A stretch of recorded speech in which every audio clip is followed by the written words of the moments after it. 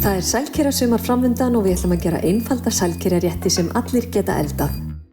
Við eldum kjúklingaborgara með indversku ívafi fyrir 4.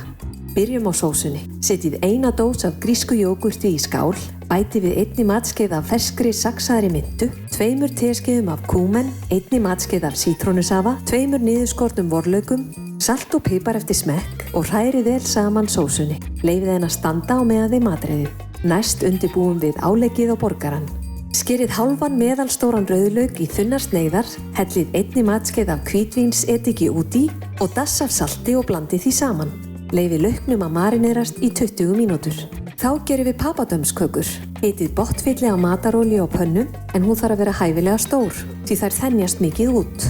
Það er mikilvægt að olían sé vel heit. Hitið hana upp í sirka 190 gráður því annars verða kökurnar of olíukendar þegar þið takið þær upp úr. Þegar olían er orðin vel heit, þá leggið þið kökurnar ofan í, eina í einu. Næst undirbúum við kjúklinginn í borgarann. Við byrjum á því að skera bringurnar til helminga og penslum þær með tandoori paste og steikið þær síðan á pönnu vel í gegn. Bringurnar eiga ekki að þurfa langan tíma á pönnunni því búið er að skera þær í tvennt. Steikið þær síðan í 3 til 4 mínútur á hvorri hlið.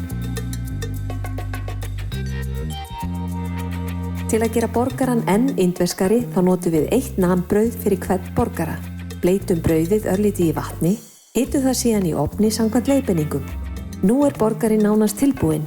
Setjið fyrst má jógúrtsósu á naanbrauðið, því næst kjúklinginn ofan á og þar á eftir marineraða rauðlaukinn og þunnsneiddar agúrkur. Mangóchutney á hinn helming brauðsins og að lokum nokkur kóríanderlauf til skrauts. Best er að bera borgarann fram með papadöms, mangóchutney og afganginum af jógúrtsósunni. Verði ykkur á góðu!